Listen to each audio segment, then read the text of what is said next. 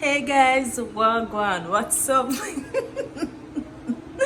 It's been a while. Welcome back to my channel. It's your girl Shav, and you don't know. 1, 2, 3, 4.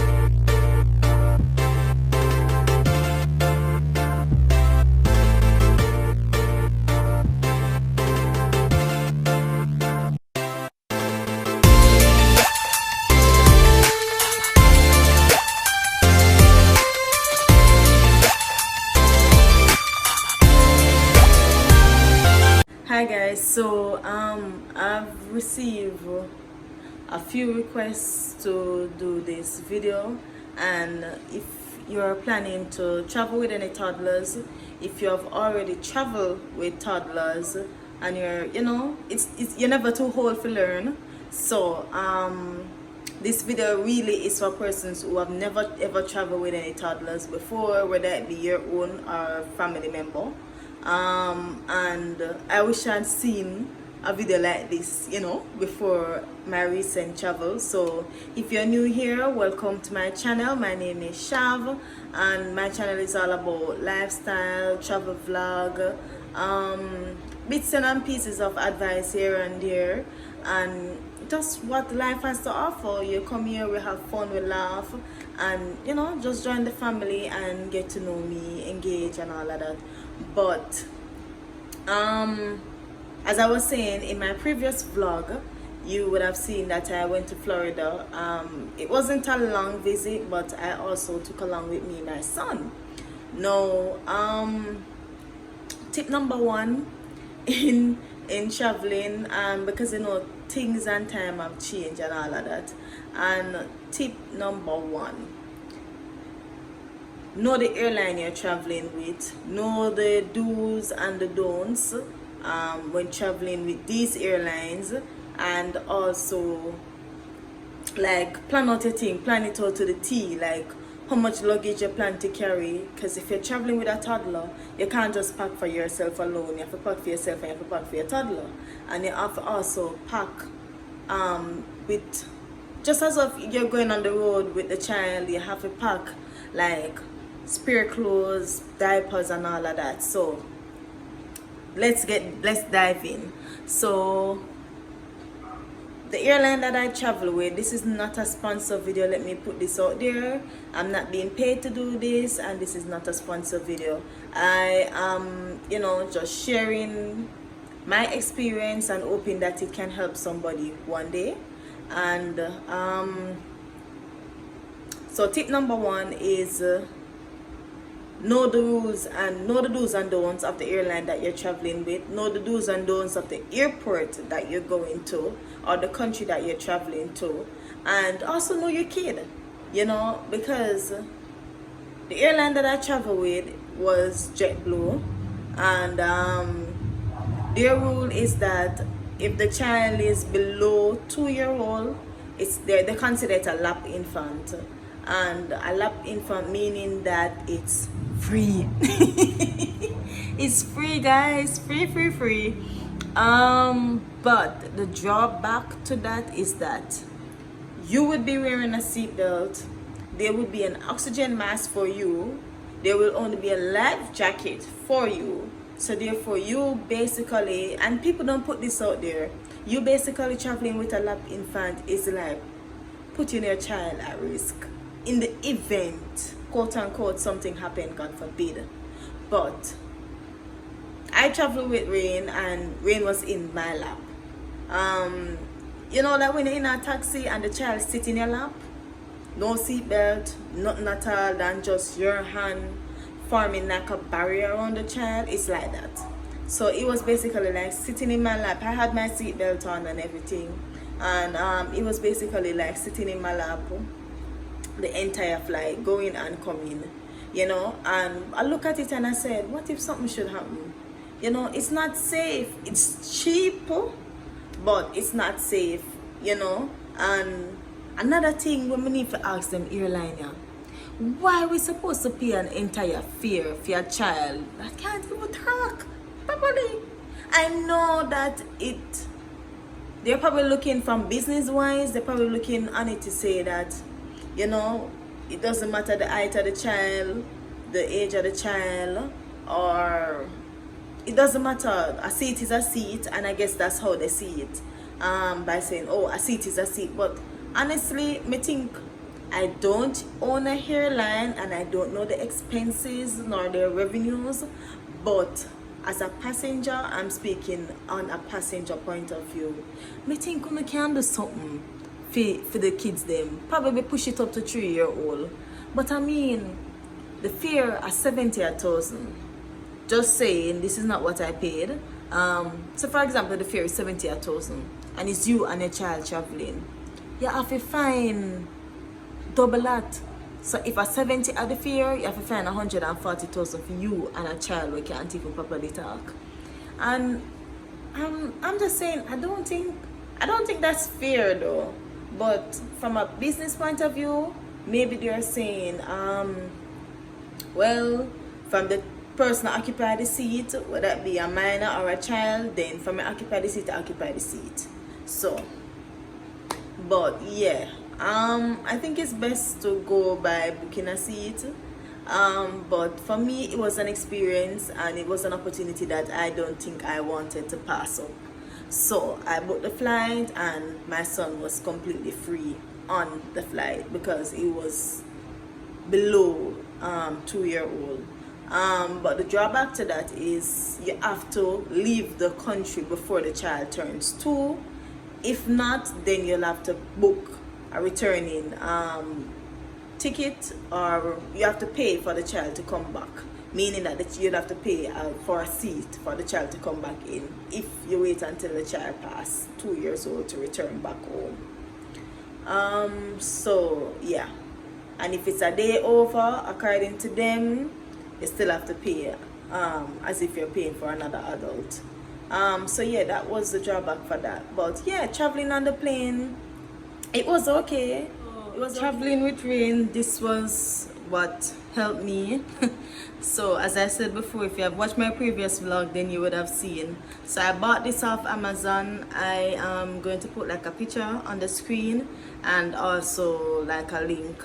So this is an earmuff because according to persons, well, reality, when the plane is taking off,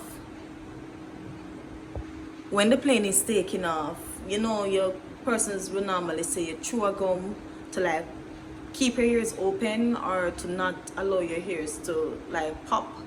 And for kids who are like for toddlers, it can be, according to research, it can be damaging to the ears of kids. So it's always advised for them to wear an earmuff. So tip number 2, get yourself an earmuff or get the kid an earmuff to put over their ears. So I had this and I had this tablet, you know, plug it in and whoo child.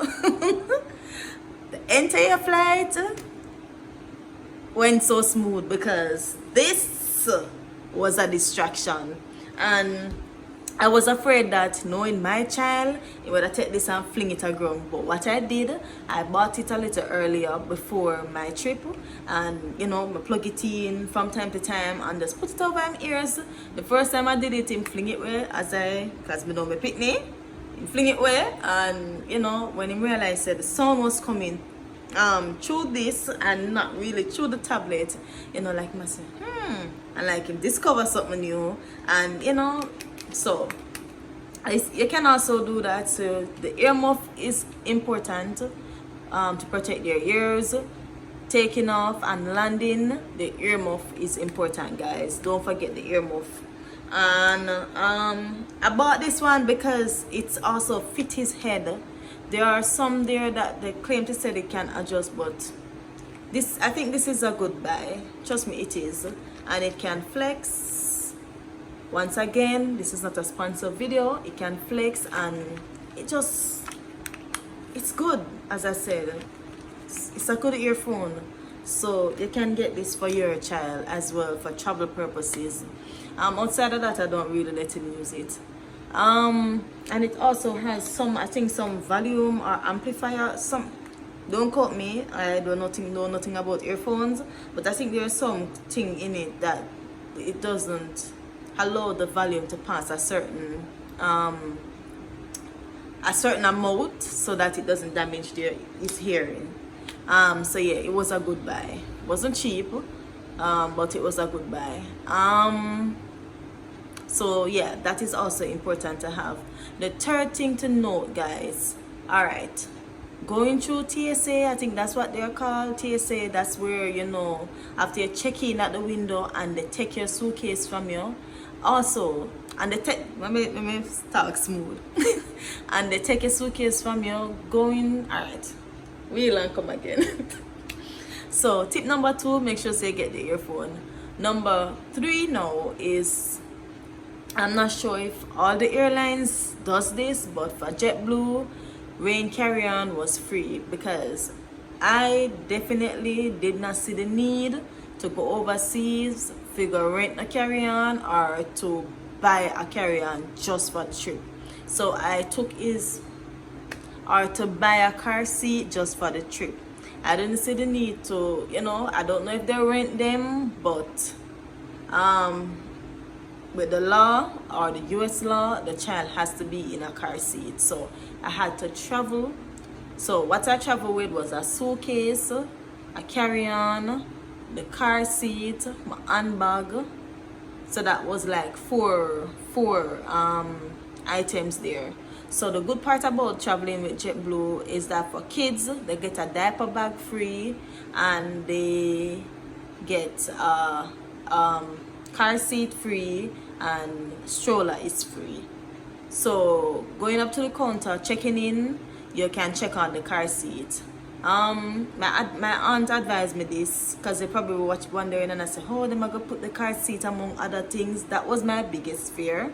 And going, I didn't wrap the car seat nor anything, but coming back, you know, my aunt gave me this big garbage bag to like put the car seat in, which was, I think, was a brilliant idea. I don't know why I didn't think of that at first, but you know, you just go, you don't really know where you go buck up on, so you really don't want to break the rules. So going, I didn't put the car seat in anything, but just travel with the car seat, and as I reach, fling it in the machine, put it in the dryer, and it was good to go. Fit it up and good to go. So the car seat is also important, guys. It's a weight, it's a load, yes, but it is important. Besides, it's free. So is either you plan to carry the car seat where you have at home, or you plan to go buy a new one, which me see no make no sense, or you go rent one. I think they say you can rent one. I never get the link to it, but some of just leave that alone. So that was also an additional load. So while I was traveling with rain, I had my handbag, I had his car seat, a carry-on for him, and a suitcase for me. So guys, be mindful when you're traveling with a toddler. Please, kind of, if you can limit the load, limit the load. Traveling with a kid, it not easy, me say. You want to see we in the airport at Togo. One at the time I ran, I pushed the carry-on till all him have everybody in the airport attention, because everybody was like, remember, when he's not yet 2 at the time when I was traveling. And him a push the carry-on like say he's an big enough child and know what him a do. Him just a push the carry-on because I guess him sister me need the help. So next thing to bear in mind, guys, when you're traveling with a toddler, the formula, once you go through TSA, the formula, guys, they are going to inspect the formula. If you're traveling, like for me, I like feed rain before I was going, so rain is still on formula. So I feed rain when I was going, like almost like when I was about to board the flight. I ensured that he had a bottle, right? I never like wanted to like guesstimate or say, oh, I'm not go hungry and what have you. So what I did was to feed him just before the flight and carry a mixed bottle of formula in his bag as well, which was 8 ounce. And I had cereal, feeding. I ensured not to carry any water. in your tub because they know of the liquid allowance on the plane.